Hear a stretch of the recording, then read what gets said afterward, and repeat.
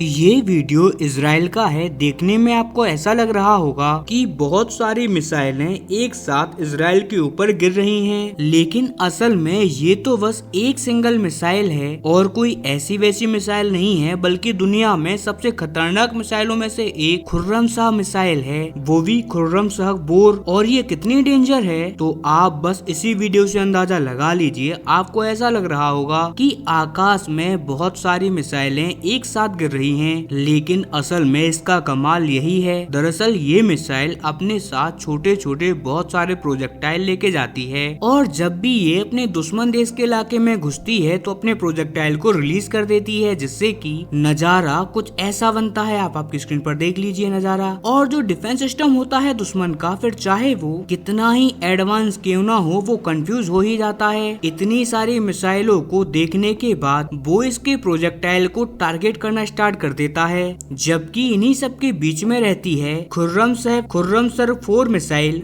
जो कि अपनी 2000 किलोग्राम वॉरहेड के साथ दुश्मन की धरती से टकराती है। अब आप इसी से अंदाजा लगा लीजिए कि आज सुबह जब इजराइल की राजधानी तेल अवीव में ये जाकर टकराई तो इसने एक बहुत बड़े इलाके पे एकदम सफाया कर दिया। मतलब कि एक टाइम जहाँ पर बड़ी बड़ी बिल्डिंग्स, बड़े बड़े घर थे, लोगों के आलीशान अपार्टमेंट्स थे, वहाँ पर देखने में ऐसा लग रहा है कि यहाँ पर तो बस कोई खेत खलियान होगा। अब आप इसी बात से अंदाजा लगा लीजिए कि इसकी तबाही मचाने का क्या ही रिकॉर्ड रहा होगा। और अभी तो ये पहली खुर्रमसर मिसाइल है जो कि ईरान ने लॉन्च करी है, और ईरान का कहना ये है अभी तो उसके पास ऐसी कई सारी मिसाइलें हैं जो कि वो लॉन्च करने वाला है, ना केवल इजराइल के ऊपर बल्कि अमेरिका की मदद कर रहे तमाम अरब देशों पर भी ये मिसाइलें लॉन्च की जाएंगी। और आप यकीन मानिए, जब से ये वीडियो बाहर निकलकर सामने आई है तभी से तमाम अरब देशों की टांगे कांप रही हैं, क्योंकि ऑलरेडी उनके एयर डिफेंस सिस्टम की क्षमताएं बहुत ही ज्यादा लो लेवल पर जा चुकी हैं। छोटे छोटे ड्रोनों को मारने के चक्कर में उनके इंटरसेप्टर खत्म हो रहे हैं। अब ऐसे में जब खुर्रमसर फायर की जाएगी और उसके साथ जब ढेर सारे प्रोजेक्टाइल लॉन्च होंगे, तो ऐसे में इन्हें मार के गिराने में लिटरली इनके पसीने छूटने वाले हैं। और मान लीजिए कि खुर्रमसर के इन्होंने 1-2 मिसाइलें मार के गिरा भी दी, तो भी ऐसे में ईरान के पास सैकड़ों मिसाइलें मौजूद हैं। अगर आप रोकने भी जाओगे तो कहाँ तक इन सब चीजों को आप रोक पाओगे। इसीलिए आज तमाम अरब देश टेंशन में आ चुके हैं, पसीने उनके छूट रहे हैं। और यहाँ पर हैरानी की बात तो ये है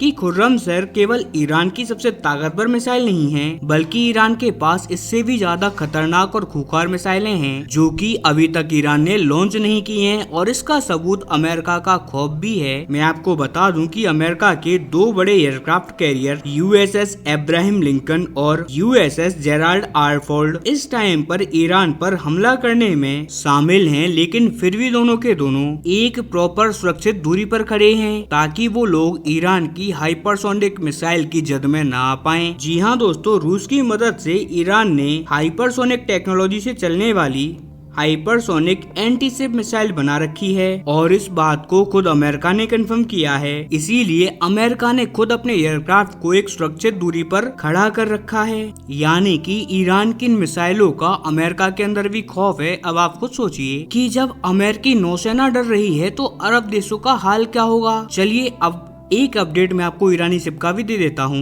अभी हाल में ही ईरान का एक युद्धपोत जो कि भारत से लौट रहा था, उसे श्रीलंका के करीब अमेरिकी सेना ने मार के गिरा दिया था। और इसके भारत पर बहुत इल्जाम लगे कि जी देखिए, भारत ने अमेरिका का साथ देकर इसे डुबाया है। लेकिन अब उसी पर एक बहुत बड़ा खुलासा ये हुआ है कि वो शिप और उसका कप्तान करीबन 11 घंटे तक श्रीलंका से मदद मांग रहा था कि हमारी शिप को अमेरिका डुबा सकता है, आप हमें अपने देश में आने की इजाजत दे दो। लेकिन ऐसे में श्रीलंका ने उसकी मदद नहीं करी और ये कह दिया कि अगर हमने ऐसा किया तो इससे हमारे और अमेरिका के बीच के संबंध खराब होंगे। और बाद में जब ये शिप डूब गई, तब जाकर श्रीलंका ने अपने लोग भेजे ताकि बचे कुछ नौसैनिकों को वो बचा पाए। और इससे हुआ ये कि श्रीलंका पूरी दुनिया की नजर में हीरो बन गया और भारत को विलेन साबित कर दिया। लेकिन जैसे ही ये सच्चाई सामने आई है, वैसे ही पूरी दुनिया के मुंह बंद हो गए हैं और भारतीय नौसेना और सरकार दोनों ने ये बात कंफर्म करी है कि ईरान की शिप पर मौजूद कप्तान ने ना तो हमसे मदद मांगी और ना ही हमसे ये कहा कि हमें अपने पोर्ट पर आने दीजिए और ना ही हमसे किसी भी प्रकार की सुरक्षा की मांग करी। हाँ, अगर ये लोग हमसे सुरक्षा की मांग करते तो हम इनको सुरक्षा जरूर देते,